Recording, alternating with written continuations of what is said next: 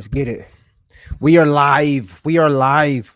Oh Yeah, man, we've been doing a lot of impromptu streaming. Shout out to the guys, man. Shout out to Drake. Shout out to Kendrick Lamar for keeping hip hop alive. Shout out yeah, to them for keeping us with content. yeah. Just shout out to everything right now. Like what's going on, man? JS one of suppliers in the building with me. He Yeah. just did hold up. I'm sorry. He just did a fire interview with my guy Squirrel Wide. It was like an hour and 30 minutes of straight good content. So like if you get a chance, he's always promoting my Patreon. Y'all need to go to his Patreon. Check that out. Like for real. Like, I'm not even just joking. I've recently I've stopped with the like promoting. I'm only doing hmm things that I love and that I like hmm to do. So it's not, it don't feel like hmm work. So listen, it's really good. Squirrel Wide, JS want a supplier. Trust me. Trust me. You don't want to miss out on that one. My G, I appreciate it, bro. I was pumped when I seen you. I was like, my nigga in the Patreon this turned Yeah. up. Cause I honestly, I just really want you to see all of the shit that I'm doing with my Patreon. Cause Mm-hmm. I really want you to just turn up on yours. Like, you know what I mean? Cause I know you got, when you really sit back and think about content, and we're gonna get to the battle shit in a second. But Mm-hmm. one of the real reasons I wanted, it's not just the reason, but there's so many different ways. We got so much content that we create because we just them niggas that we forget about crazy stuff that we just have in the tuck. Yeah. Like, yo, I just found some Moose interview shit from like 8 years ago, like that I never put out. I'm like, I'm about to put this on a Patreon. I found like I got them old magazines. I put them up there. I got people that was hitting me like, damn, I ain't never get to read this. I didn't get to read that. Like, tap in, like, you know what I'm Yeah. saying? All that on Patreon. It's like I'm quite sure you got a bunch of stuff just in the tuck Bro, that you was just I got endless stuff, bro. Shout out to my guy Janu Matthews. Hey man, you can't watch these. You can't come on here and watch this stuff, bro. Oh man. Oh man. I won't that talk he about that. yeah, But shout out to Janu, man. Thank you for supporting me, brother. For real, I mean that.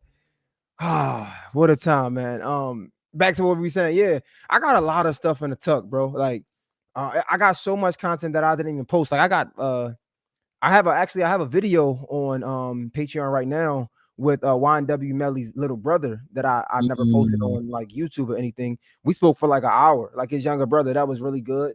Um, yeah, man. Like I got a lot, man. So if you get a chance to support the Patreon, make sure you go to patreon.com/, Hill Podcast. I appreciate it.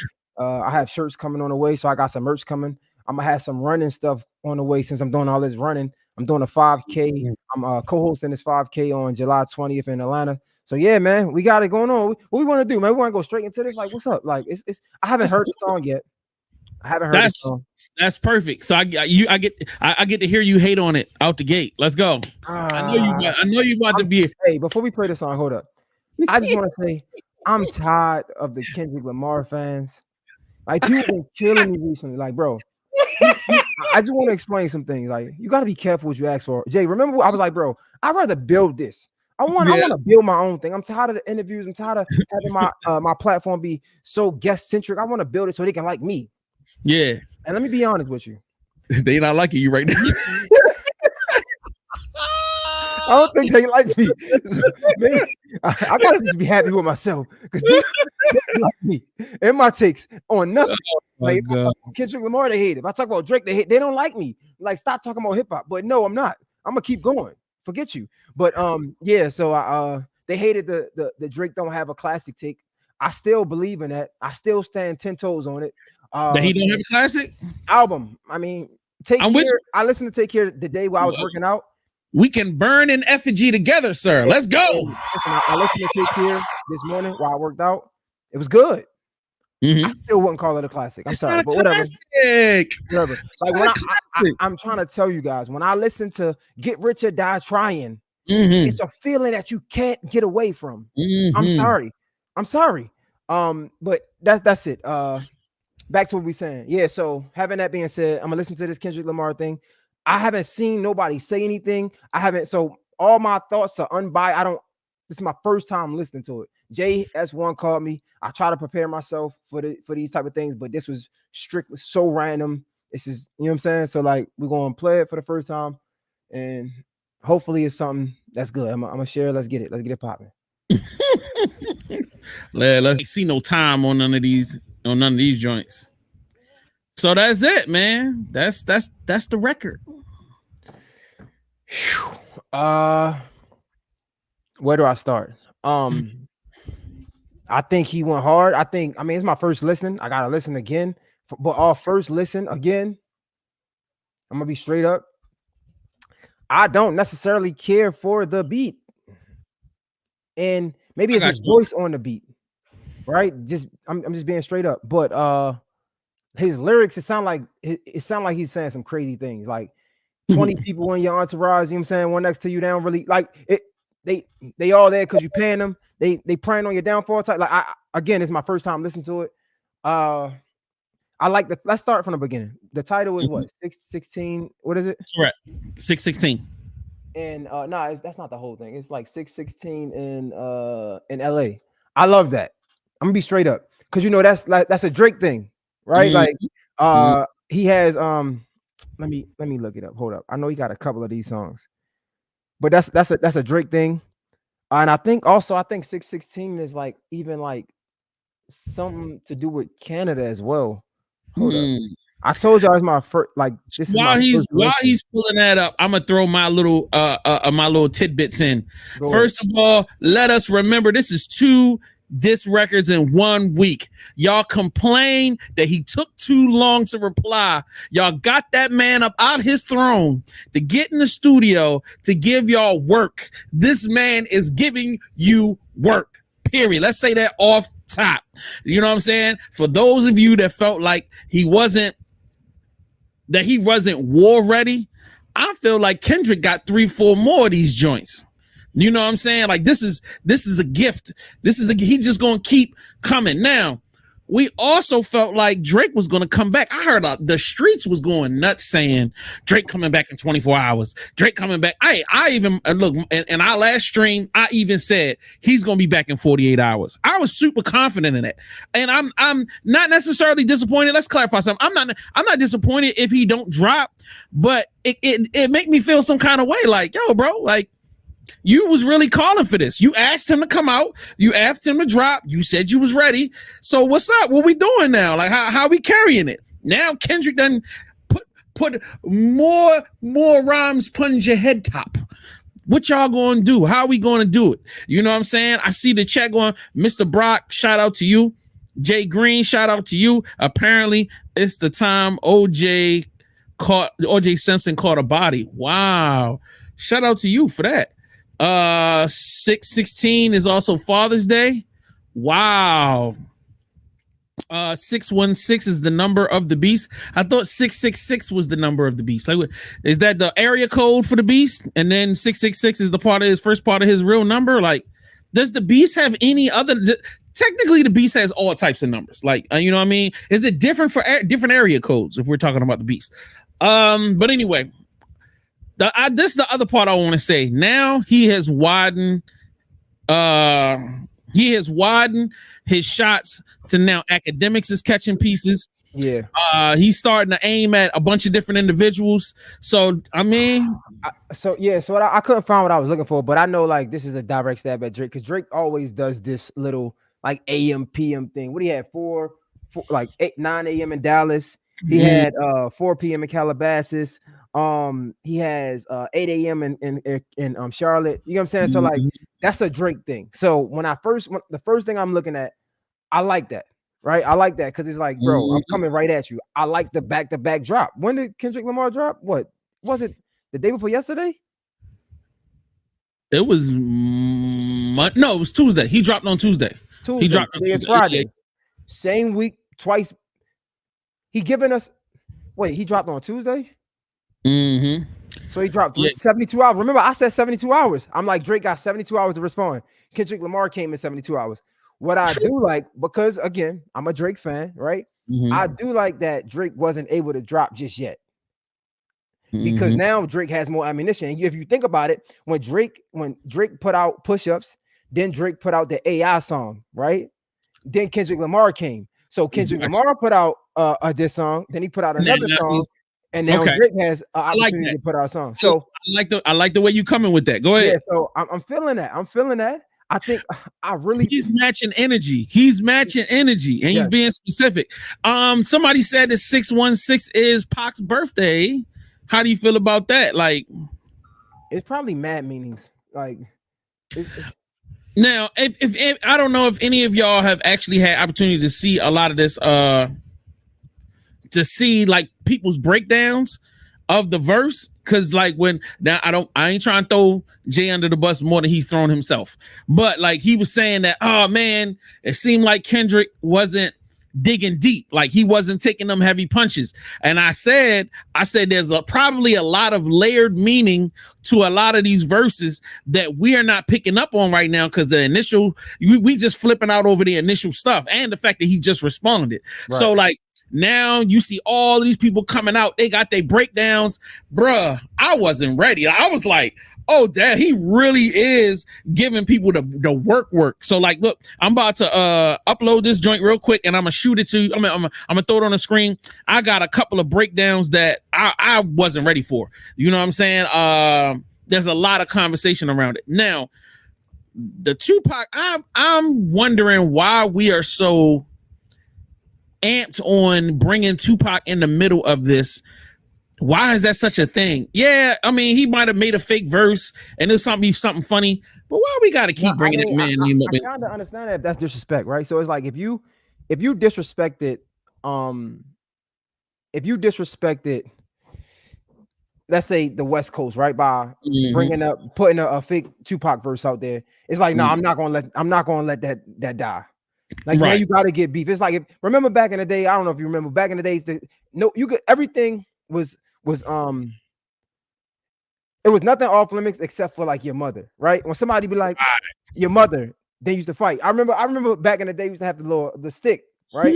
I might be aging myself. They would put a stick on your shoulder and they're like, this is your mother. If they knock the stick off your shoulder, then that's what they doing to your mother. So like I got in mad fights where like I have a stick on my shoulder, they knock the stick on my shoulder, and I'm rumbling because that's my mother, right? So it's kind of similar. Not saying that Tupac is nobody's father, nothing like that, but they respect him. We gotta understand it was a whole East Coast, West Coast beef, right? Tupac represented West Coast. So it's like, nah, you're not about to disrespect the West Coast like that. So I can see why he's adamant on continuing to bring up this Tupac thing. That's just my opinion again.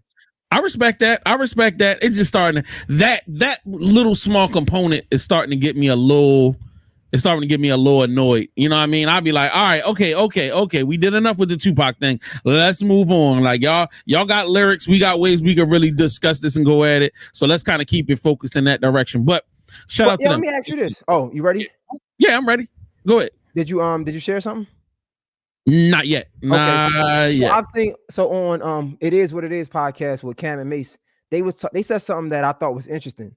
Like only West Coast people like make the divide of like West Coast versus East Coast. Like, because over here, you would never hear me say East Coast. Like, yeah, I represent the East Coast. Like, nah, I'm from Baltimore. Like, you know what I'm saying? Like, I'm from over West Baltimore. I don't even say Maryland. Like, I don't even say. Like, I know they were talking about how like in Cincinnati, Ohio, things like that, they say the Midwest maybe, but I don't even go in that specific. I just say Baltimore. You feel me? Like, and like New York niggas say New York, right? So like it's funny to hear them say that because I do always hear like LA, like Compton, what, you know, I don't know all the specific places on the West Coast, but they be like the West Coast versus East Coast. It's like, nah, it's either us against you or nothing, if that makes sense. But yes. I was wondering, what was your take on that?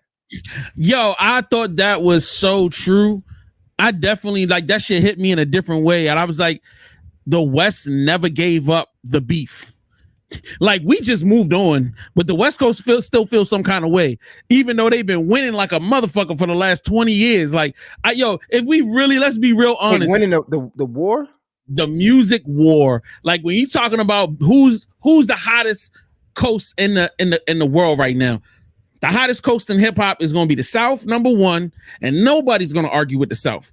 Number two is going to be the West Coast. West Coast is murdering right now. The South, and then New York, and the East Coast. East Coast though, or no? That's not how it works.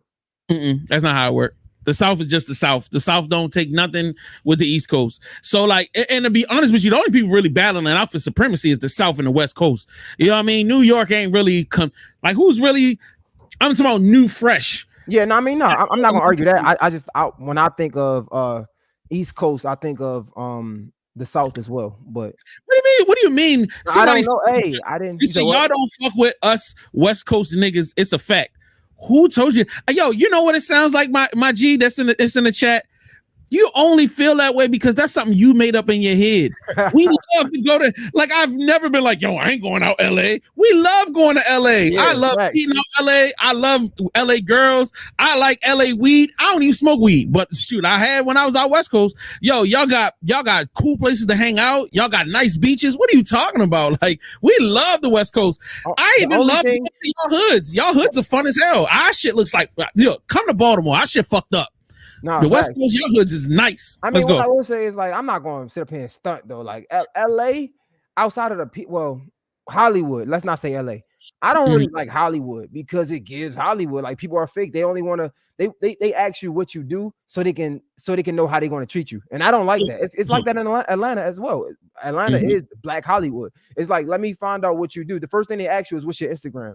Like what you do, and it's like I don't really. Wow, so you can judge how you want to treat me, how you can gauge how you want to treat me. Nah, you shouldn't treat me. My Instagram shouldn't be dependent on. You shouldn't treat me by my Instagram numbers or how many followers I got or how much motion I got. Like that's weird. That's corny, and I feel like that's a lot of Hollywood. That's a lot of Atlanta, and I just don't rock like that. So whatever. He said, "Us East Coast niggas don't care for this West versus East ish." All right, I don't even know. Okay, yeah, and I agree with you. Yeah. I first thought that Drake would drop on Kendrick's wife's birthday, which is next Sunday, which is also Mother's Day, but he may need to respond quicker. The last thing you want to do is bring somebody's wife into this. Kendrick never spoke on Drake's child or, he ain't got no girl. So like on a second, he kind of. Twice. He said, why would I waste my time trying to get dirt on you when I got a child to raise? But you don't know nothing about that. And then he also said, what he said, something it gets shaky. Just say something about him. Shaky, I might have to park your son. I mean, right. I mean, once again, it's more so less about his son and more about him not being a father. I didn't talk about your son. I'm talking about your inability to be a father. Yeah, you can have a kid, but that don't mean you being a father to that kid.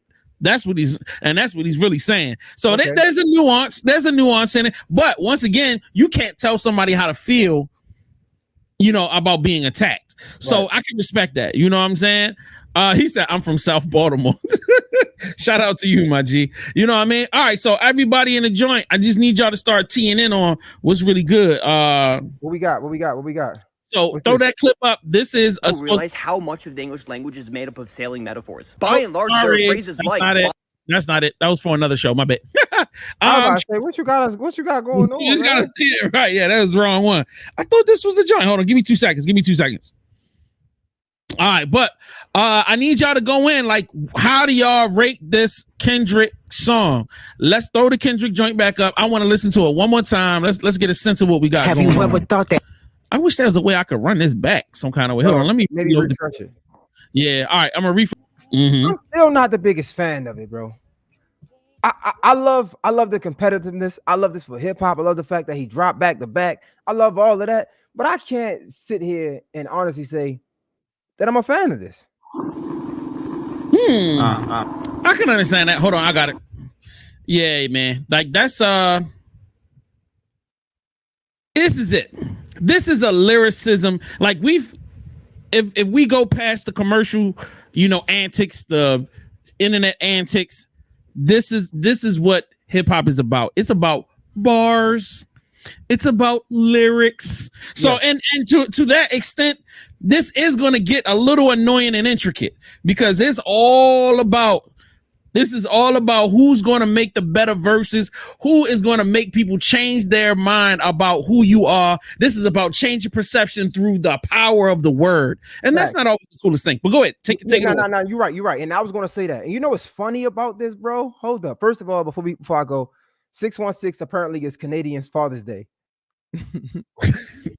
Yo, yeah. Apparently that's Canadian Father's Day. That's wild. So again, I love the subliminals. Like I love all the shots, right?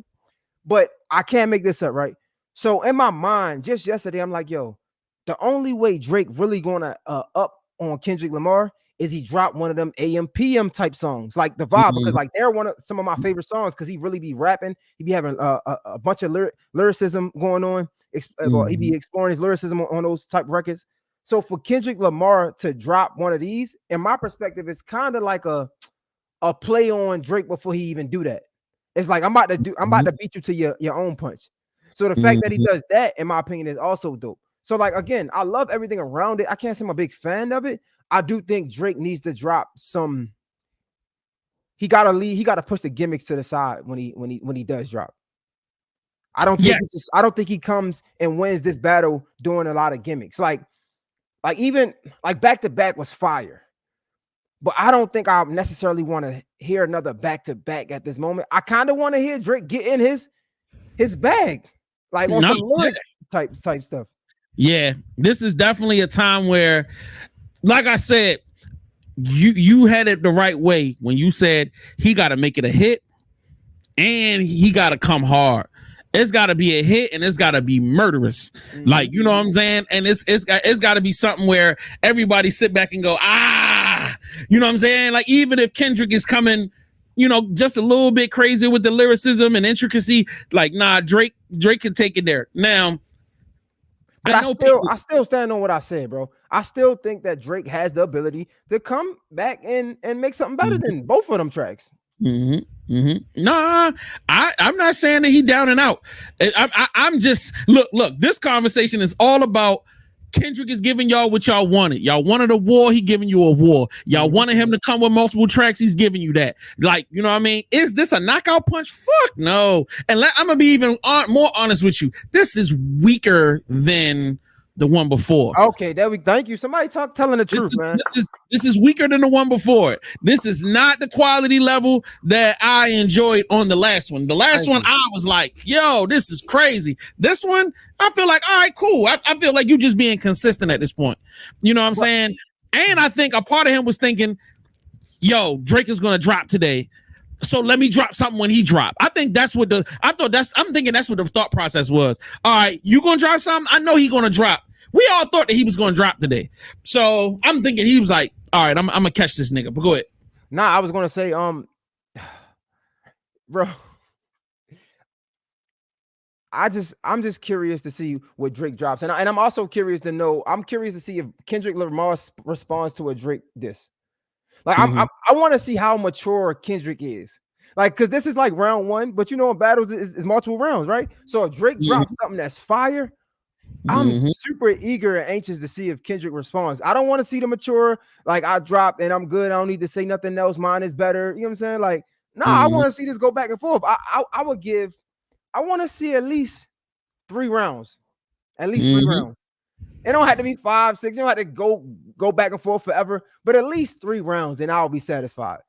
I'm with you on that. I'm loving it. Let's do it. And honestly, once again, this kind of go back to my original thing we said a couple of weeks ago, a couple of pods ago, where I was saying this needs to be all out war. We need to be going crazy right now. Everybody needs to get involved. Let's make this the event of the year. You know what I'm saying? Let's go crazy. Like, you know what I mean? And because rising tide lifts all boats. Yo, if everybody starts getting involved, everybody gonna start streaming other people's music. So if other niggas in the clique start throwing shit out, you really need TDE needs to get involved in this. They've been struggling with getting their artists to the level of Kendrick. Why they not getting involved so they can start getting siphoning off the heat off of this beef? Because the only person that's eating right now is Drake and Kendrick. That's it. Yeah, and let's be real, Drake is the only one really eating because he got his shit on streaming. Kendrick ain't put his on streaming yet. His joint is only his last one is on streaming. Oh, the last one is on streaming? I think so, if I'm not mistaken. I gotta look it up. I'm gonna look it up right now just so I can see. Also, another thing I don't understand, bro. I said this before. I don't understand like the taps. Like the last one was a strong jab, but I want to see some nuclear bombs. Like, why are we waiting so long to drop the heat? everything that y'all holding and the things that you know about the next person, why aren't you saying it now? Like, I don't want to hear this. Like, yeah, I could, I should, I would. Once you do this, don't do. I don't want to hear that.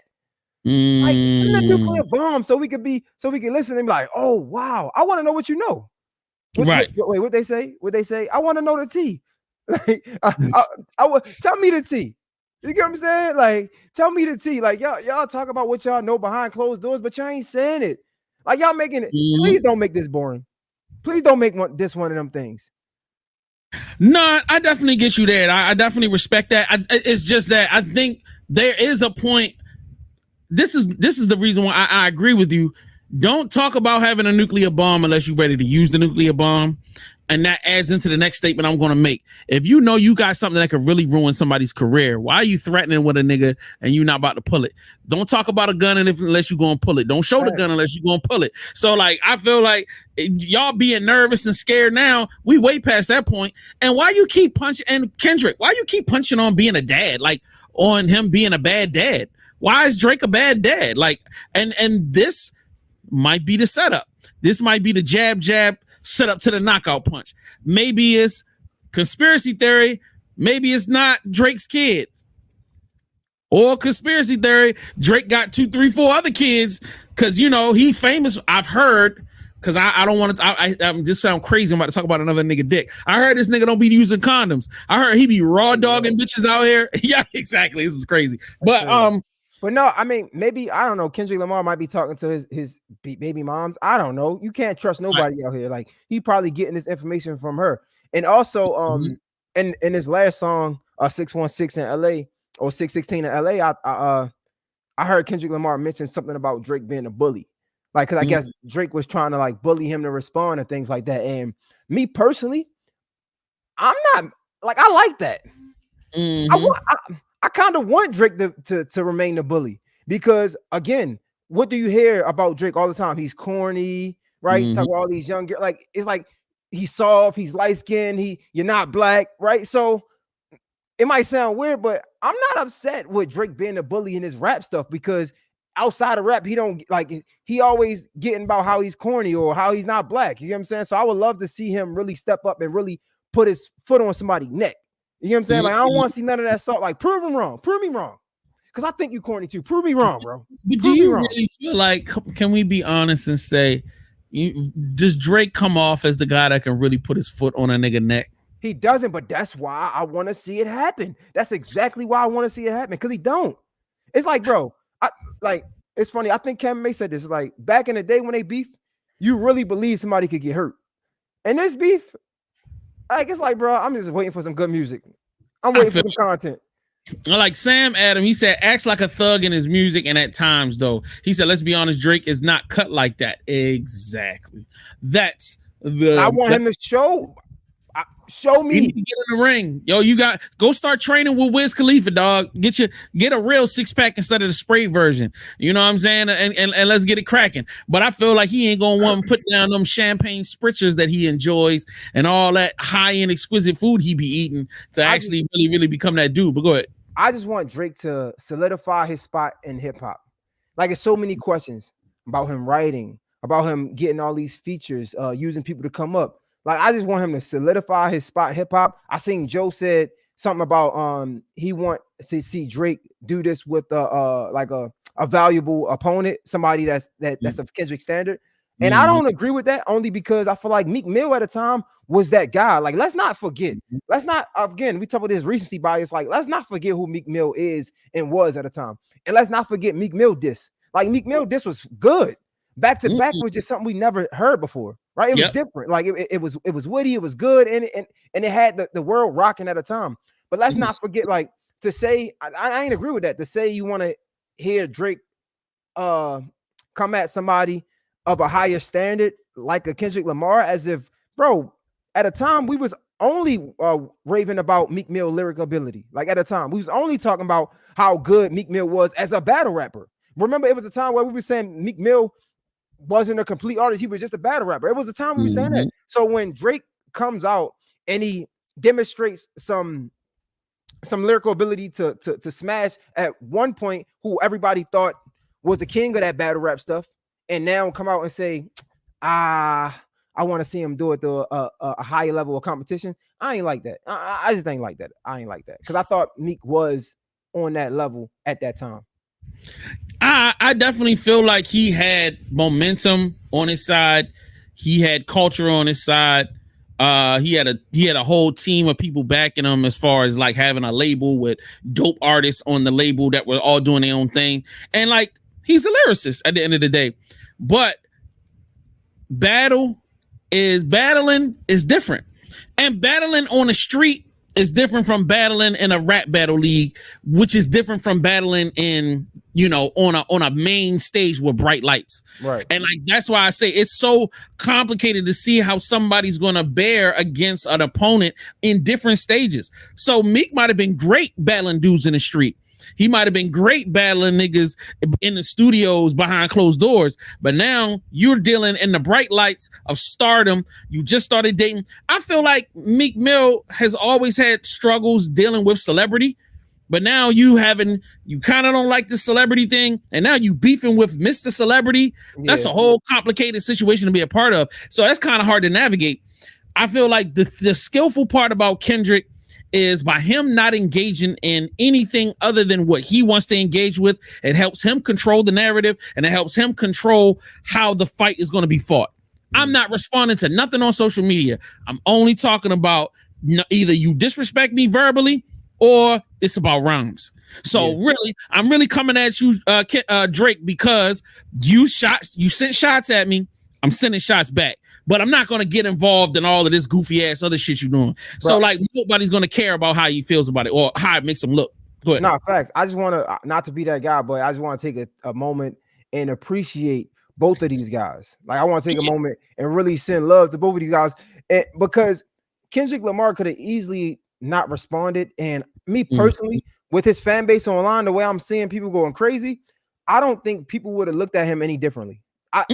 Because he has such a large fan base, like, and again, I'm not that familiar, right? But I just don't think that, like, we probably have been like, man, he ain't respond to Drake, man. You know what I'm saying? But his fans still would have been there. He could have still dropped the album and it still would have did good. Him not responding wouldn't have did what J. Cole did, right? Him, J. Cole responded and apologizing. I feel like that was far more worse than not responding. So I think he had the ability to not respond and it wouldn't hurt him, in my opinion. But the fact that he did respond and he responded in this sense, I love it. And like I'm super grateful for this moment because he gave us this moment. He could have robbed us of this moment, but he gave it to us. He's engaging in it. And I think it's dope, man. I think it's dope for hip hop. I appreciate these fellas, man, for real. Right. And even somebody was in the comments talking about like Drake is responding like a team. No, he's responding like a dude that's worth $1 billion that has mad free time on his hands and understands the power of him hitting the publish button. He knows every time he hit that publish button, he's moving culture. Like, and that's something different. Can you fathom your mind being able to post a picture and then 1,000 blogs are posting about it? 2 random niggas is on a live stream talking about it. So like when you have that amount of power and let's be honest, as much as we want to hate on Drake is very responsible with his power. He doesn't abuse his power. He doesn't go over the top. He doesn't get involved in a bunch of politics. He doesn't get out here spewing a lot of negativity. He's not abusive, saying publicly. He's very meticulous about what he does. And he really focuses on being uplifting versus being negative. Even when he's trying to throw disses and all that, it's all done from like this positive kind of, you know what I'm saying? Instead of just being like, man, fuck you niggas. He'll be like, I'm rising above the negative energy. Like, you know what I'm saying? He's always giving y'all this elevated vibe. And I respect that about him, man. Like, and if you want to come out and if you wake up in the morning and you just feel like you want to fuck up the world, God gave you the power. Hey, have fun with it. You know what I'm saying? So shout out to him for that. All right. So I got the clip down here with the breakdown whenever you are ready, sir. Let's get it. Of 2 tracks, Drake called Kendrick Lamar short or small 5 combined times, and you're telling me that Kendrick said nothing. If you listen to everything that I've listened to over the past few weeks, and you're telling me that this round ended with Drake and Kendrick anywhere near each other after yesterday, I'm convinced you're either illiterate, you didn't hear, you didn't listen, or you're just a Drake dick rider, I'm not gonna lie. And it is 1-0 Kendrick Lamar. I can't explain it any more clear than I'm about to, and if you don't understand at this point, turn your internet off. Starting with titles. Drake named his first track Push-Ups, in reference to the allegation that he will make throughout the track that Kendrick had to drop music and give Top Dog, the head of TDE, 50% of whatever he owes, just like you tell someone drop and give me 50 when doing push-ups. The cover art is the sizing chart that you'd find on the inside of a shoe, in reference to the bar that he'll say later where he says Kendrick has size 7 men's feet. Cool. Kendrick titled his diss track Euphoria. This title is a reference to the fact that Drake is a co-producer on the show Euphoria, a show that is heavily scandalized because of its sexualization of teenagers. The cover art also further expands on this title. It uses 2 examples of a way you can use the word euphoria in a sentence. They had almost a week to recover from the euphoria of Tuesday's series-winning victory. Kendrick Lamar dropped the track on a Tuesday and is calling it a series-winning victory, and I think is also predicting that in about a week we'll get a response from Drake. Drake says, "You're being extorted by Top Dog, pull your contract, we gotta see the splits, you're getting 50% of whatever you make taken from you." Kendrick shouts out Top Dog, alluding to the fact that they're still on good terms, and says, "Who do you think you're playing with? Extortion's my middle name as soon as you jump off that plane." Saying that you're claiming I'm being extorted, but I'm going to extort the hell out of you if you ever come to LA. Unless you check in, which many rap artists have to do before being able to walk around freely due to gang culture, and pay respect to OGs like Kendrick or other West Coast OGs, or Top Dog in this case. He also says, "Let's take a look at your splits because you were signed to somebody who was signed to somebody who was signed to somebody." Drake was signed to Lil Wayne was signed to Birdman, and Birdman's label, Cash Money, is owned by Universal Music Group, which is owned by Lucien Grange, someone that Drake has mentioned in his music saying, "Treat me like a newborn, Lucien not dropping me." This also works to combat the central thesis of Drake's entire track being that Top Dog is extorting him and making Kendrick do all these things.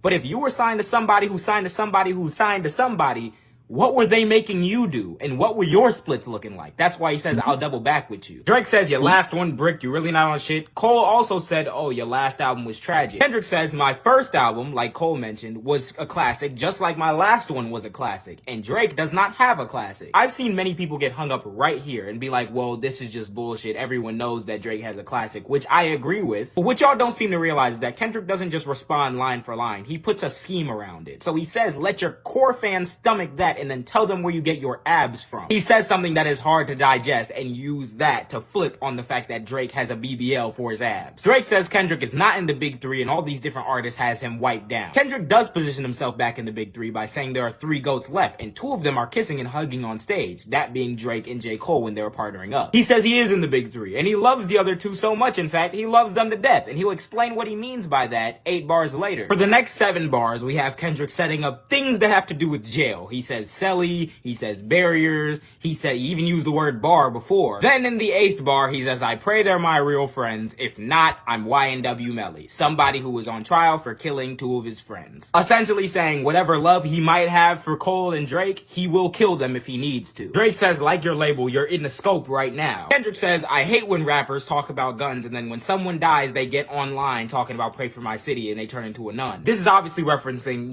in the scope. And also Drake has been known to say things like, "Oh, we don't keep it on us anymore as with security," or "You don't want to see Chubbs reach in the bag," or whatever. Drake also says stuff like, "Oh, you get your head popped in a crowded room" on Tailor-Made Freestyle. But Drake also appeared on a Stop Gun Violence, Anti-Gun Violence ad in 2019. Drake says, "I'm at the top of the mountain. Just to have this talk, I had to hike down." Kendrick gives a story about the first time he shot a Drake and his homie told him to aim down. He didn't aim down enough and he's saying he's not going to make the same mistake. Essentially saying he's above Drake and he has to aim down to shoot at him. Drake says, "It's a 20v1 because all y'all jumping me." Kendrick says, "It's a 1v20 because I have to smoke you and everyone who writes for you." Drake says, "What's a prince to a king? He's a son." Because, the Prince Michael Jackson comparison, and Michael Jackson's son is called Prince. Kendrick responds with the bar that nobody is getting right now, where he says, "I have a Benjamin and a Jackson in my house like I'm Joe." Benjamin has a $100 bill. Andrew Jackson has a $20 bill. He has a bunch of money like he's Joe Jackson. But a Benjamin and a Jackson in my house like I'm Joe is a reference to Joe Jackson being Michael Jackson's father,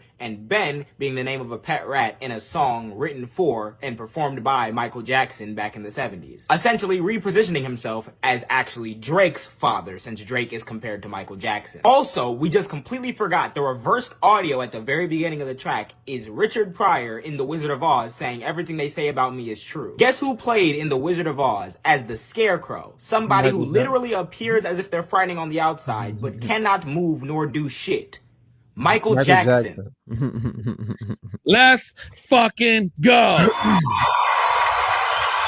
So, I love this time period. I love this because instead of me trying to break this shit down in the cipher, I can just find somebody else and have them do the talking. Thank you, sir. Thank you. And y'all should follow that young man. His political takes are fire. He definitely be going at niggas on social media, especially all of them right-wing asshole niggas. So please support him, bro. He's one of them ones. And this little nigga like 21 years old. So follow him, bro. Yeah. He taking on 50-year-old fucking politicians on some real shit. But go ahead. I mean, again, it's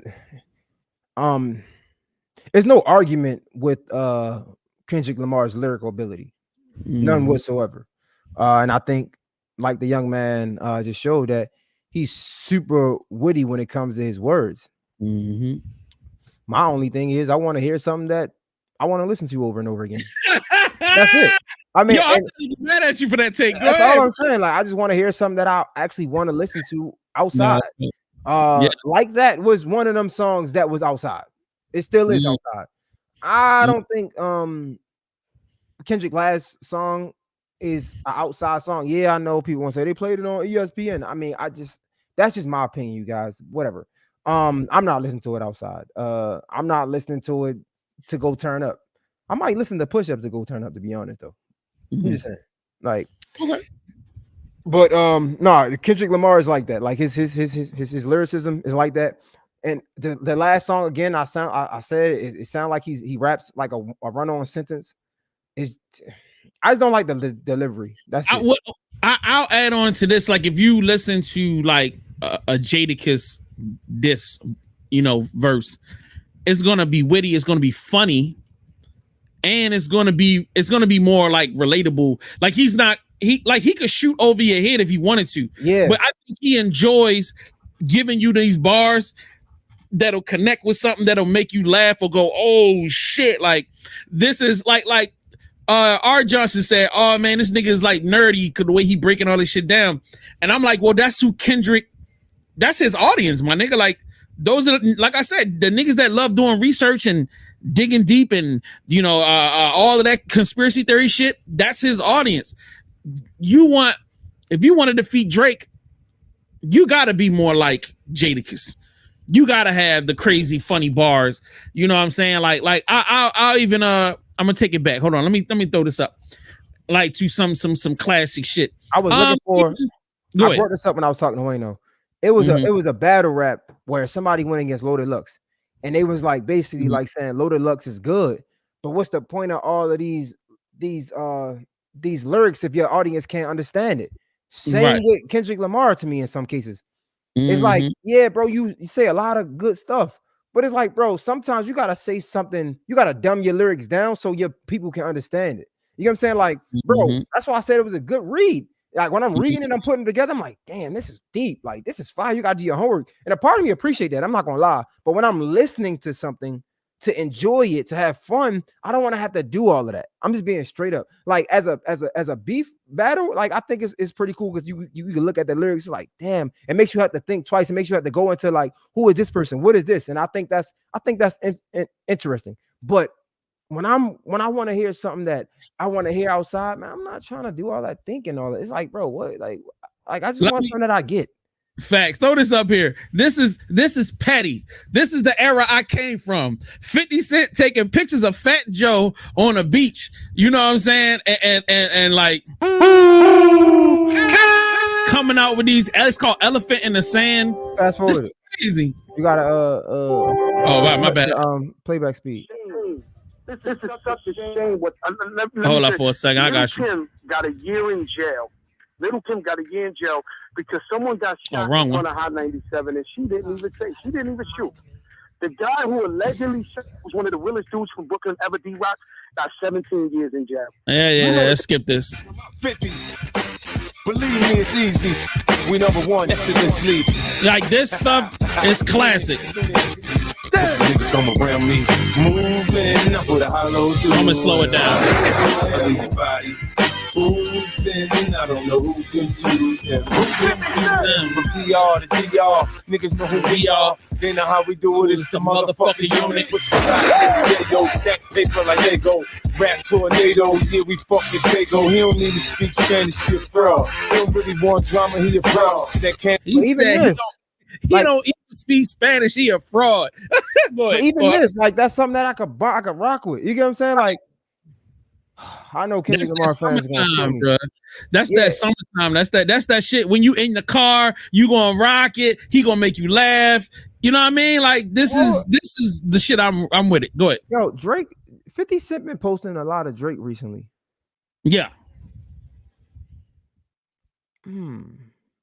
He had the Who Kid drop on push-ups. He might be getting some pointers for 50. Maybe 50 is ghostwriting for Drake. Hey, let me tell you something. Let me not put them rumors out there. 50 need them big investors, bro. You opening up that big gigantic studio down in Louisiana, bruh. The tax breaks ain't enough. He's about to spend about at least close to $1 billion to get this shit going. And you know Drake is out here producing TV and film. So like, yo, yeah, nigga, I need to be able to call big people like him that can green light anything. You know what I'm saying? Shit, he got to make that green light game work. You know what I'm saying?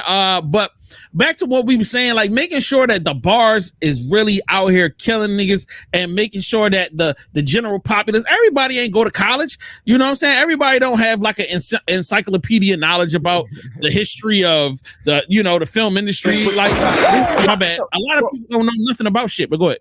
No, you're right. But what I will say is, like, it is kind of, so just playing devil's advocate, right? It is kind of cool to hear the rewind or the playback in the beginning of Kendrick Lamar's. What was the first disc called? I don't even know the name. Euphoria. Oh, you talking about Euphoria. Like it's dope to hear that, not understand it, and then people go do the research and find it out. Like it's cool. That's cool as a learning moment, right? But again, when I'm listening to it, I don't like the first listen. I'm like, I don't know what this is, but it kind of makes you want to do more research. So I mean, I guess you can go either way. I think that's kind of cool. Like it's kind of cool for sure. But yeah, I don't know, man. Like I think you said what? Go ahead. No, I said as long as this shit get turned up, I'm with it, bro. Like I'm tired of let's not get boring. It's supposed to be an interesting weekend, so let's see what's going to happen. Like for real, now, my question to you is: this is the second record to drop in 1 week. Do we get a Drake response Saturday or Sunday? I don't know if that's smart. It's the weekends or Cinco de Mayo. Whoa. That's what I'm saying. We got a little party weekend this weekend. Do we get a proper response? We gotta give me something to turn up to. But Drake, this might put Drake in a sticky situation. I'll explain. I don't think, again, I said this before, I don't think Drake wins in a gimmicky record. I think he has to come back with some lyrics, and that might be something that we don't want to party to. Okay. But it is Cinco de Mayo weekend. I could see like a gimmick record that goes crazy around the world. All in the club, Cinco de Mayo, we partying. But I don't know if I want to hear that because Kendrick came so hard. That's just my opinion. That's just my thought about it. What about this? You give him a 3-pack. Come on, it's Drake. I could put an EP together, 3-4 records. I can give you a radio joint. I can give you look, we can give you 2 beef records and a radio joint. Here you go. Boom. Mill out the gate. 7 days. Yo, the whole weekend will be lit up. The clubs go crazy. And you know what I'm saying? The internet gonna go crazy with the beef records. Like, I feel like this is the move. Like, it's time to get it going. Shit. Look, get party next door, put him on a hook or something. Come on, let's turn this shit the fuck up and get it going. Like, that's what I'm hoping that Drake responds this weekend because it's starting to look dark.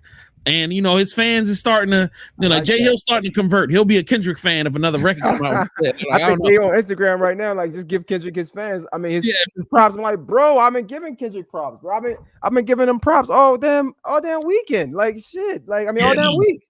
Get him. Hey, Instagram, get him. Like, don't let it fly, yo. Like, what else do y'all want me to say? Like, I think I'm the most unbiased in this argument. Like, I've said Drake ain't have hits. I mean, classic. Like, come on, guys. Like, that's not true. They said, I guess I said I didn't think Euphoria was going to like it was a good read, and I didn't think it was like a turn up song, but it got like 9.5 million streams on the internet. So it's like, I mean, I get it. 9.5 million plays. I mean, cool, but he has a large audience though. Like, come on, man. Like, of course that's going to happen. No, like we're in the middle of a beef. Like, I feel like we need to stop with the numbers. Like, y'all, like we in the middle of a rap hip hop beef. So please leave your numbers rhetoric at home. And then he dropped it on YouTube the first day. Who knows how many views, how many plays Drake song would have got? Because again, if he didn't play all them gimmicks, right? The AI version came out. Then he changed the he changed the beat. Then he sent it to academics. Then he never posted it, right? Like he didn't post it. I think Kendrick Lamar posted Euphoria. I think somebody else was posting Drake's push-ups. By the time Drake posted it on DSPs, we didn't already heard it. Yeah. Like, yeah. And then let's be real, like everybody's stealing a record. You can fucking Google that song, and there's 20,000 sites that's already hosting, and they got all 50,000, 100,000 plays a piece. So I mean, like that's why I say, when we talking about this rap beef, let's not talk about numbers. Like that don't even make no damn sense. Like because go ahead. And y'all saying I'm backtracking. I'm not backtracking. I've been consistent the whole time. I don't think Kendrick is entertaining to me. It's super simple. I don't care what y'all saying. I don't care. I don't think he's that entertaining. And when it comes to this beef, as history has shown, rap beef isn't just about the raps all the time. It's about how you present it, how you deliver it, how you like when you joking on somebody, how the jokes come off. Like that, bro. Come on, I've been consistent with my take, whether you agree with it or not. Y'all been killing me on the internet, and I've been standing up strong. What my man Devin Haney said, 10 toes down. I've been standing up strong. I've been fighting. Go ahead, Jay. You were saying something. Yo, did you ever hear the Officer Ricky record that 50 Cent did? I think so, yeah. Yo, I think that shit is fucking hilarious. I just wanted to give this as a prime example of a record that really fucking works. Hold on, let me play you a little bit of this joint. Like, oh no, this is definitely not it. I want Officer Ricky. That joint he had, Officer Ricky, man, that shit was fucking fire. Like, yeah, it's funny because I don't think you know what I'm learning through these conversations. You would never be able to have these conversations on the opposite end of the spectrum because everybody is biased. Like, what is the real argument between Kendrick Lamar and Drake? Like, what is the legitimate argument? I'm curious to know. Like, if it was two people that was unbiased that was having a conversation, I'm curious to hear that. Because on the internet, everybody's going to go with who they think the best is. Yeah, that's this game period. That's this is barbershop fodder. This is you smoking with your homies. It's a Friday night and y'all just arguing it out. And you pick your side, they pick their side, and then we gonna argue until we tired of arguing. But and what are the facts? So can we get facts out of this? How all right, so how do you want to create metrics? What facts are we talking about? Are we talking about how true the lyrics are? Are we talking about so like the young man just came on, right? He compared lyric to lyric. I thought that was cool, right? Let's start with the name. Push-ups, right? The push-ups because it's a funny way on Top Dog got 50% of your business, right? The album cover, the album cover is the size chart. 7 men's US, right? 6 Canadian, whatever. Kendrick Lamar, Euphoria. Euphoria has been talked about how it's it's been criticized because it's a lot of sexual activity with teenage kids, right? That's the depiction. And then they got the two. That's a factual comparison.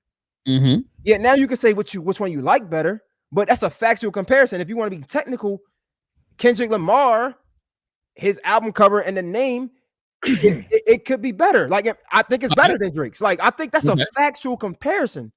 Everything else is just like fluff. Like what are we talking about? So like I want to hear the debates when we're talking strictly facts. So you want us to go and get a whiteboard, right? And then we just gonna start going line for line. All right, who got the cover? All right, who wins the cover battle? All right, cover. Like who wins the intro battle? If we gotta do that, I'm with that because I'm not biased in this. These niggas, I mean, technically they kind of paying us because you know we get the content, but bro, these niggas ain't cut me no check. You get what I'm saying? Like I don't care about neither one. Like I'm a Drake fan, but just because I'm a Drake fan don't mean he can't do no wrong in my eyes. Like I'm a grown man. Like I never rock like that. So I'm gonna tell you how I feel, why I feel about it. So like I just want us to have like real factual conversations and like unbiasedness, but it's just hard to have that on this internet. Right, facts. He said they both win, they both getting money. We're the real losers spending time on millionaire beefs. Nah, I feel like you're looking at it the wrong way, my brother. I feel like we all win because we have something that we are entertained by. We get to enjoy some good music. You know what I mean? We get like, I hate to say it, that black people, we have to engage with art for us to really feel the value of the art. Like it's not common for us American black people to be able to appreciate something just sitting from afar. It's like if it's not something that we can engage with, we kind of just be like, all right, whatever. Like, you know what I'm saying? And like that's why hip hop is like one of the most successful genres of music, is because hip hop requires you to be engaged with it. It requires you to be there and connect to it and have your opinions about it. Like nobody's like trying to break down rock and roll lyrics. Yo, did Bon Jovi have the illest opening lines? Like, nah, nigga, like they just enjoyed it and it was what it was. But like hip hop requires you to be there, like to listen, to break it down, get your theories, like connect the dots. Like you gonna listen to this one nigga record and then you gonna listen to the opponent record to see what they say. Like this is an active shooter situation. You got to be active in it. So like, and it's funny because even like I know you say he was joking, bro, but this is a cool point. You know the argument that like one, the saying that the more people you help, the more money you make,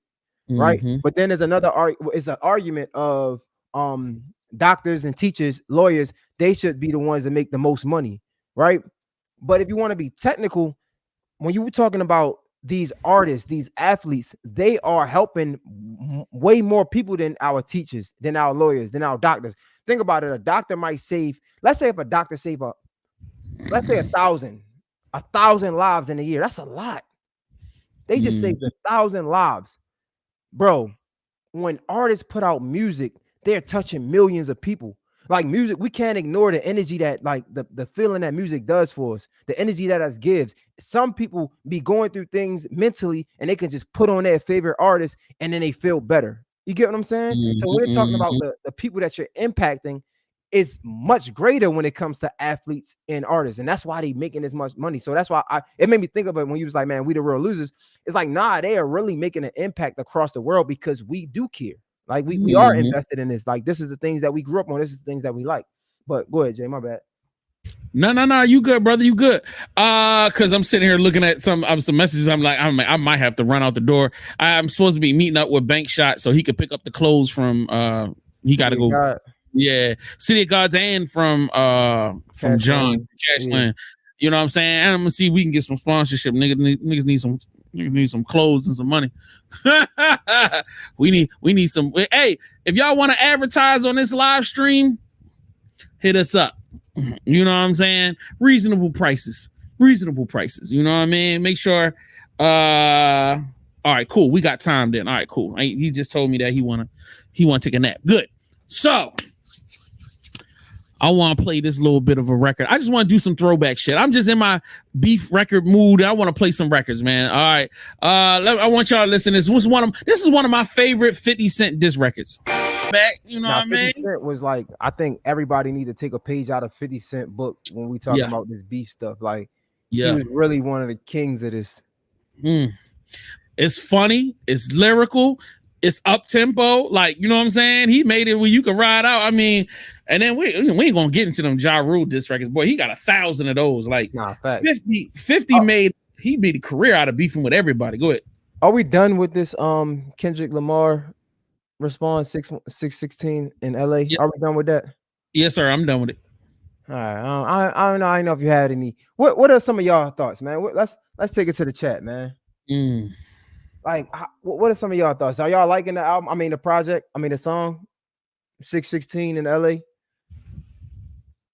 While you waiting on that response, give me your honest opinion. Like when you watched the interview with Squirrel Wide, like what were give me some of your thoughts? You know what I mean? Oh yeah, let's get into that for sure, man. Well, we can finish up the we done with the Kendrick Lamar because I could talk about that.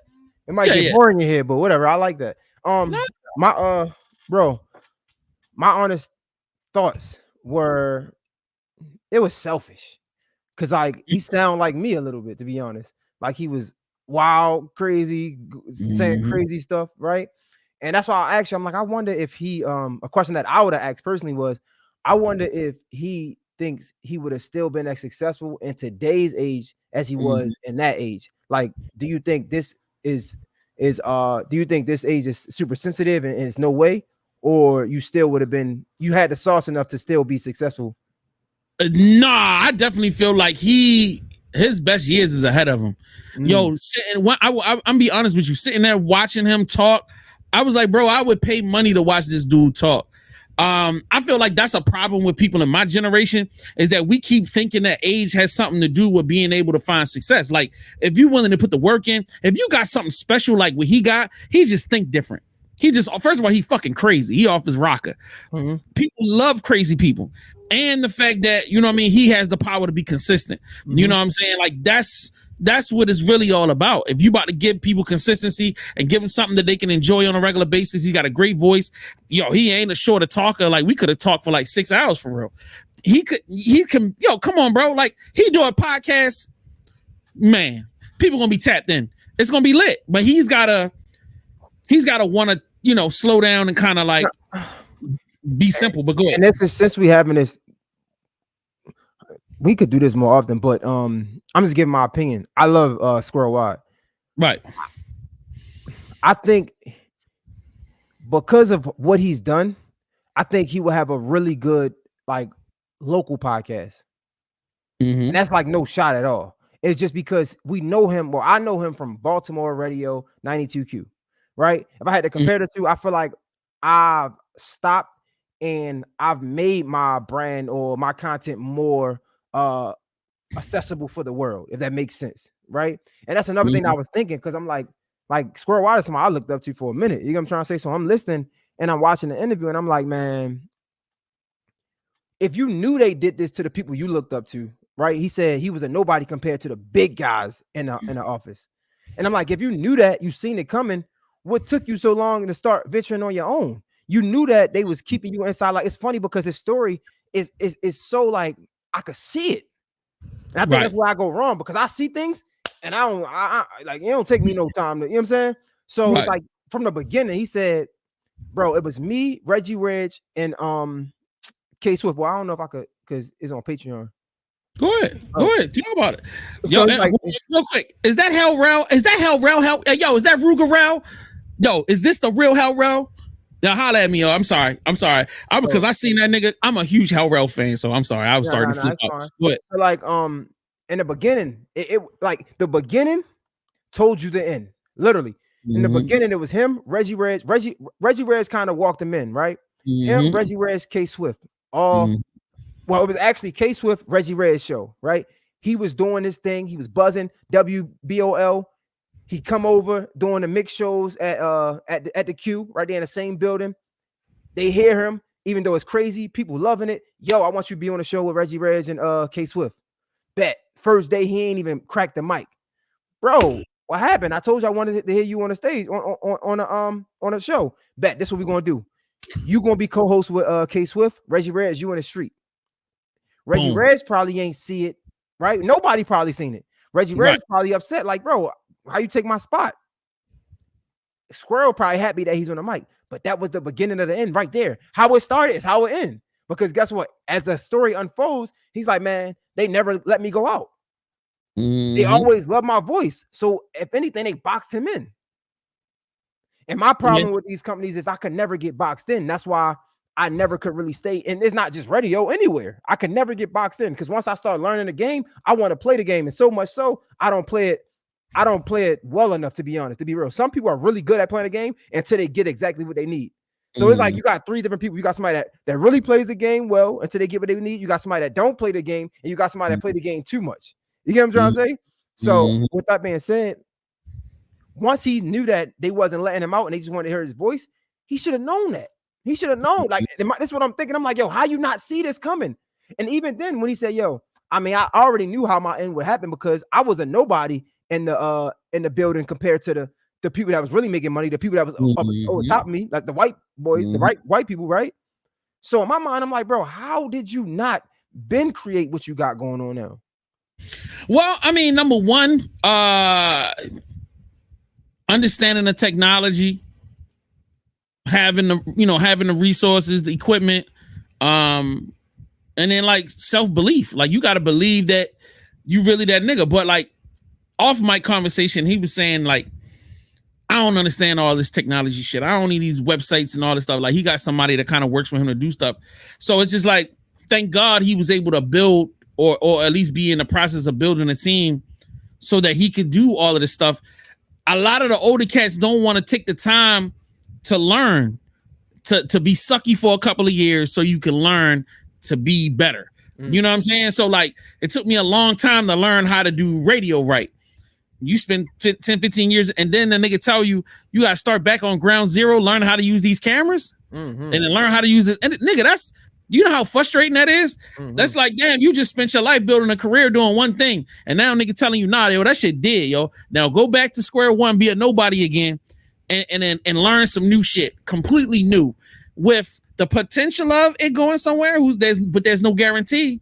So like a lot of people, my only thing we've seen it though. So for example, because y'all talked about Unruly, right? And Sean Caesar, I'm not really too sure of the story because like these are like before my time, especially my time in the music industry. Right. So like we've seen examples, and even through that, I don't know exactly. So I might try to have a conversation with Sean Caesar, interview him, but like Sean Caesar came up off of Unruly. He was able to partner with DTLR to get Unruly partner with DTLR for marketing to have radio. Like that makes sense. Even if you couldn't have done that, right? If you would have just had a mixtape series, like something that was consistently attached to your name that would have grown, you wouldn't have had to start over. You get what I'm saying? Like think about No Ghostwriter on DTLR, right? No Ghostwriter was a thing that I brought to DTLR, and it could have easily stayed at DTLR. When I left, what I do, I took it with me. I made sure I kept going. Right? Yeah, when he left, he kept going, but I think what happened, like this is what I'm thinking again, because I don't never want to tell nobody else like what he could have or couldn't have done, because I respect this man. But in my mind, I'm thinking like, bro, why you ain't have nothing of your own? Like it ain't have to be. It could just been something. You could have been having, I don't know, artists of the week. I don't know. Back then it was different. You know what I'm saying? Like I don't know. Like and that's why it was kind of like not frustrating, but it was just like it felt bad because that's again, Square. Why does that dude like right? When I first heard he got fired, I'm like, bro, what? That don't even make sense. That shit was crazy. That shit was super crazy. That literally made no sense, bro. Hooligan Express is the most popular thing. Probably, I'm gonna go this far, bro. I'm gonna go this far. Hooligan Express is probably top 10 popular things that came out of Baltimore, period. Agreed. It's a legend. It is one of those core legendary elements of that radio station that made that radio station cool. Yo, Squirrel Y, come pick me up. You know what I'm saying? Like that's iconic. That's iconic. That can never be changed. So for them to be like, all right, bro, well, we don't need you no more, or we appreciate you, like you out the door. That's crazy. You know what I mean? Same thing. I was like, when they first got rid of Pork Chop, I'm like, the fuck? Yo, these niggas have been here for 20 some years. Like the whole city know these niggas. Like, but I'll tell you, this is a cautionary story. You asking the right question. People got comfortable. He said that. He said, bro, I thought this one going in. I was comfortable. I'm in a good joint. I'm in a good space. Hey, I'm making money over here. I'm making money over here. Cool. Like I'm not, once they get comfortable, there is no, yo, all right, let's take it up to the next level. He ain't worried about the next level. He like, nigga, I'm that nigga in this city. So I don't have to worry about that shit. And that's where it tells you that you always need to be building, because you never know, like whatever was your stability place in this one place could be taken away from you, and you always have to be hungry and pushing up to get the next thing. You know what I'm saying? Like, and again, I don't think y'all understand how hard these conversations is, but I'm risking a lot having these conversations. But it shows the power of, like, let's just say relationships. I was gonna say nepotism, but let me not say that. Let's say relationships, because we see who are other counterparts that are close to him, right? Like other DJs, let's just say it like that, right? We see the success they have, but we also see who they're connected to, right? Whereas though Squirrel was only connected to 92Q from my understanding, right? So we have other DJs who connected to other people who connected to bigger entities, and then you have you who connected to the entity who don't give a damn about you. You get what I'm trying to say? So it's like, that's the importance of these relationships, but also that's the importance of like building your own as well. And that's why I try to like that. That's why when I listen, I'm listening really, like I'm listening, bro, to learn, because I'm like, bro, this is an OG. And honestly, it makes me feel like, bro, if they did, I said it's about the people dying, right? Same way when it comes to being discouraged. As a young personality coming up, and I hear this Squirrel Wide story, what motivation do I have to be with a radio station? Absolutely none. Because if y'all did that to Squirrel Wide, thank you. Listen to what I'm saying, bro. If y'all did that to Squirrel Wide, bro, somebody on IG said top 5, because I said top 10 out of that's top 10 influences coming out of Baltimore. Somebody said top 5. I wouldn't even argue that. All I'm saying, I'm thinking about the young kids, the young people, a young personality that's coming up in Baltimore, right? And you see Squirrel Wide get fired. Like, with all due respect to everybody, like, Pork Chop is that guy. He's a legend too. But Pork Chop ain't have Hooligan Express, bro. Like, Quicksilver is the biggest thing smoking. And honestly, when it comes to business, I understand, but the public don't. I'm saying Hooligan Express was the most influential thing in our city, bro. You get rid of that as a young personality. I know, bro. I'm not. You don't care about that. You damn straight gonna care about me. But like, if you listen to the interview, he talks about how niggas treated him like shit the whole time he was there. Like, and that's crazy. You got people that's busting their ass. This nigga talking about DJing at the club and then coming to the radio station first thing in the morning from the club. Don't even go home. Nigga, that's dedication, bro. And y'all not treating them niggas with no kind of respect. That's why I remember when you and Raven was like, yo, they gonna bring us up to 90s QQ, or and y'all was talking about DTLR, and I'm like, yo, are they gonna really let y'all rock like you could rock on your own? I'm like, because y'all have the freedom to do and say whatever y'all want. And y'all was like, nah, yo, I gotta get over here because this is the promised land. And I was like, yeah, all right, you know what I'm saying? Salute, you know, I love y'all. Yeah, if you need anything. And then next thing y'all know, y'all got the fuck up out of there so fast. But it's true though. It's true though, bro. Like, we can't ignore it. And I don't want to get lost in this conversation, because as unfortunate as it is, people are shallow. The world is shallow. So sometimes those badge of honors, like what Squirrel said, he was in the league. I'm in the league now. Sometimes those badge of honors aren't for the personalities or the people ourselves. It's for everybody else. So now you look at me differently. I can't, bro, I would sit up here and be lying if I said people ain't look at me differently when I was at DTLR. Yeah, I continued to do it by myself, and it was great. I had some of the biggest numbers by myself, but it was a lot harder. And a part of that was because people attached my name to a bigger company because they think the company is going to do something for them. That's just the world. So I probably still would think about it the same way. Yeah, I want to be a part of 92Q because in my city, that's the league to people. That shows that Jay Hill was doing something. Yeah, you know what I'm saying? I understand the importance of independency, but at the same time, it's like, bro, that's why I always tried to have two, but that's where I always went wrong, because you can't. Like when I was working for KYS, I'm in the building. I got the email. I'm using the email for myself. They ain't gonna like that. Oh no. You get what I'm saying? But I had to learn that. You feel me? Like, I mean, but I still think it's the same way. Even if I'm in there for 6 months to a year, it's like, cool, y'all see what's up. Like, It's still something for the resume. It's You know what still I'm something saying? for the resume, man. So like, I give you much respect for that because like that's true because you and I both know homies that got YouTube channels that's doing bigger numbers than we doing right now, and they living off that shit. People don't know who the fuck they are, and they don't give them the same respect unless they're like a fan of the channel. But it'd be like, bro, how can you look at this one person that's on, the radio? They really ain't got no influence. But this other motherfucker out here got niggas going nuts. Like, crazy. You know what I'm saying? And it's support like crazy all over the world. So that's why I was like, and I've been on this for a long time. And you can attest to this, that I've been like, yo, build your own shit. Build your own shit. I used to be like, yo, y'all need the three up because when it was you, Raven, and TK, I was like, bro, just build your YouTube channel, get this shit off the ground. Y'all could have been going nuts. But at the same time, I feel like the blessing is that journey brought you back around. Yeah. You know what I mean? You got the accolades, you got the credibility, and then you was able to build, and it made it, not gonna say it made it easier, but no, it definitely make it easier for sure. Yeah. But what I was gonna say is, like I said earlier, you got three type of people, bro. And that's why it's so important for collaboration. You got the people who don't play the game at all. You got the people who play the game for too long. And you got the people who get in and they play the game to where it makes sense so they can get out, right? I feel like I was somebody who tried to play the game, but I didn't play it as well. You get what I'm trying to say? So like, yeah, it made it easy, but if I was smarter, just a little bit, it could have been easier, if that makes sense.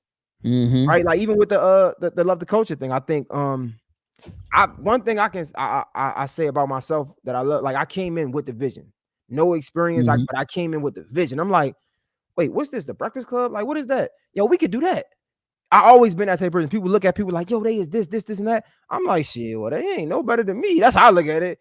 That's how I look. I'm like, bro, we could do that. Like, bro, why we can't all go to DTLR? Like, that's what I was pushing from the beginning. Right. I was pushing that. But yeah, I mean, some things don't work out, man. It is what it is. Nah, and I feel like Stephen A. Smith even just recently made a statement about he had two contract obligations before he could get to the space where he could demand the freedom to go and build his own platform. Because people kept saying, well, why you ain't do your own podcast? Or why you ain't do your own thing? And he was just like, I couldn't. You know what I'm saying? And a lot of people don't understand that, is that you get with a lot of these big media companies and they lock you into them agreements. Bro, you can't start your own website. They barely want you to have social media for real. You know what I'm saying? Because they don't want to risk you saying or doing something that's going to get you in trouble. So a lot of these companies now, when you tap in with them and you get in an agreement, they're going to put you on their airwaves. They want to be able to control as much of your public a persona as possible, and so they can mitigate problems. Go ahead. Not get you in trouble, get them in trouble. Right. Right. Yeah, right. So even they don't care if you get in trouble. They just don't want to be a part of you getting in trouble. Right. It's funny. I was watching Joe Budden podcast, right? And he was joking, but he was dead ass. He was like, I don't want to hear none of them takes on Flip Network. This is Joe Budden exclusive. Like, he's joking, but he dead ass. Like, right. We need that money over here. Like, I hired you for this. And what happens is Stephen A., I don't want to say fortunate because he worked for it, but Stephen A. was in a position where he couldn't. But we got to be smart enough. I should have been, or I want to be smart enough. I am smart enough now to understand that even if it's not an obligation, I need to understand how to move. Because think about it, KYS, I wasn't in an obligation where I couldn't do anything on my own. They allowed me to do anything on my own and they just judged me from it. Right. You get what I'm saying? So now I don't even know what I'm doing wrong. I'm just trying to work at the radio station and build my own stuff up. He ain't a team player. I don't want that. You know what I'm saying? Now I know it's like, okay, even though it's not an obligation, let me focus on this. That's why I tell a couple of my friends. Like, I think I even was telling Fats, like, bro, stay at 92Q. Do your thing, man. Like, I want you to like really just immerse your career into this business because it's going to pay off in the long run. It might not seem like it. It might be frustrating, but it will pay off in the long run. Like, a lot of times people look at me and they think they love the freedom of it. They think it's sweet and they think that, man, I want to be able to do what he do. And I'm telling you, as somebody that's doing what I do, I still would rather have that position right now, only because I know what I'll do later. It's cool for now. We ain't talking about, I know what I'll do later regardless. I would love to be at, I don't know, Complex, shit, DTLR, 92Q, KYS. I would love to be there. It depends. You know what I mean? It does. It does. Yeah, you're right. You're right. Yeah. No, you're right. You know what I mean? Because like sometimes they'll offer you some shit and you'll be like, nigga, I could do that on my own channel. Like, I don't the fuck. Yeah. No, you're right. You're right. And in the space that you in now, you really be having to like, you really got to negotiate. It's really got to be like, you offer me? Nigga, that's why I say you're right. Because it's like, bro, part of the reason why I haven't tried to go back to radio because I don't want to play the waiting game. Because I understand it. And I respect it to a sense. I just don't want to be a part of it. I know there's a bunch of old dudes that's been doing that thing for a minute and they ain't going nowhere. And I don't got my life to waste to be waiting to get to that spot. I'd rather do it on my own, suffer from the numbers, and then benefit. By the time I would have been on the radio as the new guy on the radio, I'd have already then put some time in for myself. Right, exactly. And I mean, this is the other part. You only got 24 hours in a day. And if you're trying to build your own business, how do you really have time to give it to somebody else? Like, you know what I mean? If you're going to be on the radio, crack your own microphone and your own stream and fucking give, you know what I mean? Like the same amount of work you're going to have to do to prepare for that broadcast or that situation, man, you might as well do it on your own. I misspoke. Yeah, because I definitely said that before. A few people was like, I think Flo hit me because, like, you know, sometimes I get crazy on Twitter. Flo, like, bro, come on, man. Like, you gotta, he just be trying to like spill poor game into me to like chill. So later on, if I need a position at a radio station, I would be cool. And I was telling him, like, bro, I think at that time I had a job or whatever. I'm like, bro, I don't want to work at radio. Like, I do what I do and I make probably 5 times as much as I would have made at radio. Like, literally. You get what I'm saying? And that ain't even including a YouTube. You get what I'm saying? And even at the radio station, it's like it's so limited. It's like super limited unless you that guy. Well, guess what? I'm that guy in my space. So it is what it is. And then a lot of the conversations y'all having, I don't even want to have. A lot of them radio interviews, I don't even want to have them interviews. Y'all talking about when you drop, it's a bunch of PR conversations. I don't know. Maybe this conversation should be on Patreon. I'm going too deep into this. It could be a Patreon conversation. Nah, we definitely need to start doing that too. Like, but like, at the end of the day, that's how I feel like all of you people that's listening, and I mean, somebody was like, "Oh, I'm just going through this as a graphic designer." Understanding building your own business, it is a lot of work. I feel like people think that it's pretty, and it's not. There's a lot of stresses. There's a lot of risk involved. Literally, I should probably be out trying to get some money right now. It's the first of the month. I ain't paid rent yet. I got to still figure out how I'm gonna get some bread together. But you know, we got to make these sacrifices. When moments like this happen, oh, this shit jumped off, or we got to jump on here. We got to do it. It's got to happen. So, you know what I'm saying? And it doesn't necessarily guarantee that we're going to get 1 million views and I'm going to get a check. It's like, but we got to do what we got to do. And that's a part of the game. So, like, take the good with the bad. But also that means get up every day and hustle it like it's your last day. Make them phone calls, hunt them customers down. I don't give a fuck if you're doing graphics, if you're doing podcasts, if you're doing live stream. Bro, get up here and make that shit fucking happen. You know what I'm saying? Like, fuck that shit. A key to my growth was like just being relentless, right? And then even now, what I'm learning is just not being scared. Like I don't know if y'all been seeing, but I've been falling back off the interviews, not necessarily that I want to or that I need to. It's just I really want to build up myself. But guess what? That takes a sense of confidence that you got to have because I know it ain't going to be what my interviews are, and I can't be scared of that. You get what I'm saying? But that's okay. I gotta be able to and show up. What I can do is prepare every single day because we all know what success is. Success is when preparation meets opportunity. So when we have opportunities like this, it might not do 1 million, but the more we prepare, the better, the closer the chance we are going to get the 1 million. You get what I'm saying? So it's like, man, all the young entrepreneurs and I don't know, aspiring podcasters or media personalities, man, I just say put that work in, put them hours in. I know it might sound cliche, but nah, for real. Like, and don't be scared to start over, bro. Shout out to Ian, man. Joe Button manager. He told me something that hit home, and I say this every time. He's like, bro, nobody remembers what didn't work. They only remembers what worked. So guess what? That gave me the motivation to continue to do anything. I'm trying all type of content. I'm trying facial content. I'm trying workout content. I'm trying media industry content. Because guess what? If it don't work, y'all gonna forget about it 3 months from now anyway. But guess what? If it do work, bro, I still get people come to me to this day. Yo, you gonna do another no ghostwriter? Yo, you should do the rap stuff. Why? Because it worked. The stuff that don't work, bro, what you scared of? If it don't work, scrap it. Cool. Move on. That's it. That's the motherfucking prime. All right, ladies and gentlemen, I've got some responsibilities I need to take care of. Are you good, my brother? Did you get everything? Did we get everything we needed out? Yes, sir, Ski. Hopefully we be back soon. Drake, my guy. Look out for us, man. What you got planned for the weekend, bro? Nothing. I'll probably go on to probably run some hills tomorrow morning at Stone Mountain.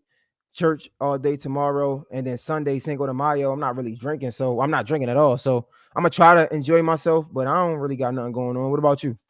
Bunch of running around. Yo, I'm going to Bank Shot's show tomorrow. Bank Shot got show in Baltimore. He's in Baltimore at the Baltimore Comedy Factory. If you're in the Baltimore area, he's got tonight, tomorrow, and Sunday. I'll be out there tomorrow night at the 7:00 show. So make sure you pull up for that. I'm actually on my way to meet up with Bank Shot. Help him out with a couple of things. I got so the basement got flooded, so I got to pump the basement out. And then Sunday, we got a live stream at 12 noon. We're going to be right back here. Make sure you tap in with me and Jay Hill. We got that live stream, and then 6 p.m. Sunday, Black Nerd Podcast. So for all of those people that don't like nerds, oh, well, you'll get over it. But you know what I'm saying? The work never stops. Make sure if you haven't done so, sign up on his Patreon. He's got a ton of exclusive content on there. Patreon.com/the J Hill Podcast, or was it just J Hill Podcast? I think it's the J Hill Podcast. You also can drop a super chat if you like the conversation. I don't know what the numbers are. I think it's like $2, $5, $10. I don't know. Just drop a super chat on YouTube. Support the channel. We appreciate it, man. For sure. J Hill Podcast on Patreon, all of that good stuff. Yep. And if you want to check out the interview I just did with my guy Squirrel Wide, we got Squirrel Wide, Cariz, Marcy Crump.